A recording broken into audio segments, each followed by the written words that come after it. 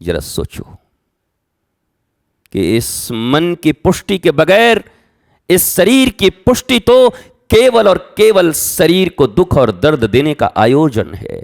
जितना लंबा जियोगे उतनी तकलीफ में जियोगे।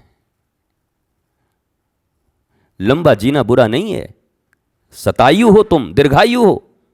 मैं राधा रानी से प्रार्थना करता हूं आप सब शतायु रहिए, खूब लंबी आयु हो आपकी, पर दुखों में नहीं, कष्टों में नहीं, पीड़ा में नहीं, बल्कि आनंद में, आह्लाद में, मौज में, प्रसन्नता में ऐसा जीवन हो आपका।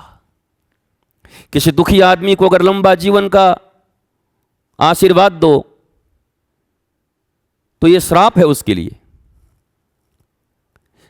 विदेशों में इच्छा मृत्यु प्रदान करने की कानून है। कोई अपनी इच्छा से मर सकता है, वो अपने शरीर के पीड़ा से परेशान है, तो वो आवेदन करता है कि मुझे मरना है, मुझे मरने की, और परमिशन देती है सरकार। ओके, बोला मैं सह नहीं पाता जीवन के कष्ट को। आत्महत्या बहुत बुरी चीज है, पर कोई ऐसे शरीर के पीड़ा से ग्रसित है तो उसे सरकार फिर कानून आज्ञा देती है, आप जा सकते हैं, अपने को समाप्त कर सकते हैं। तो तुम्हारी इस दुख भरी जिंदगी को अगर लंबा करने का आशीर्वाद भी कोई देता है तो तुम्हारा अपना नहीं है। क्या करोगे ऐसी जिंदगी?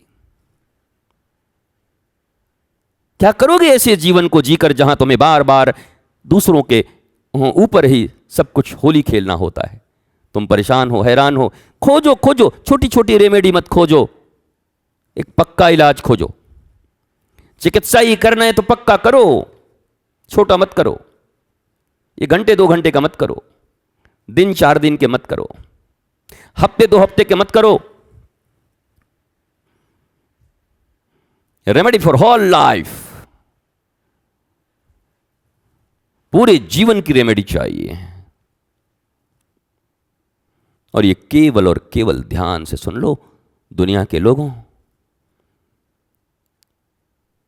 कोई ऐसी बात नहीं जो मैं पहली बार कह रहा हूं, कोई ऐसी बात नहीं जो मैं हूं जो पहली बार कह रहा हूं। मुझसे पहले भी यही कहा गया है, अभी भी यही कहा जा रहा है, मेरे बाद भी यही कहा जाएगा, क्योंकि ये यूनिवर्सल ट्रूथ है, शाश्वत सत्य, इसे बदला नहीं जा सकता। टाइम, प्लेस एंड पर्सन के अनुसार शाश्वत सत्य नहीं बदलते। वो तब भी वही था, आज भी वही है, और कल भी वही रहेगा। मुझे यह भी पता नहीं कि मैं जिनके सामने बोल रहा हूं आपकी इतनी तैयारी है कि नहीं सुनने की, समझने की, पर इससे मुझे क्या गदर।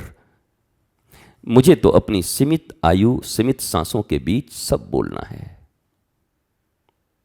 वो हर कुछ जो इस धर्म में शरीर से दिया जा सकता है वो मुझे देना है। कौन समझता है कौन नहीं, ये मेरी ड्यूटी नहीं है, ये आपकी ड्यूटी है। और ये सुन रहे बाद में उन लाभ, जब लिखा होगा, गोस्वामी जी ने रामचरितमानस लिख रहे थे तो खुद दुखी थे। कोई चुरा लेता था, कोई आके धमकी दे जाता था, कोई पन्ने चुरा लेता था, पर किसको खबर थी कि आज लाखों नहीं करोड़ों मनुष्यों के जीवन के तारने का ग्रंथ बन जाएगा श्री रामचरितमानस। कौन जानता था? पर उस समय तो वो खुद दुखी थे, कष्ट में, उनको रोज तकलीफ, पर वो राम नाम में मस्त थे। वो कष्ट उनको ऐसा नहीं था, कामनाओं का कष्ट नहीं था उनको। हमारे तुम्हारे कष्ट में उनके कष्ट में अंतर है। लोग उनको तकलीफें देते थे और उनकी कोई कामना ही नहीं थी।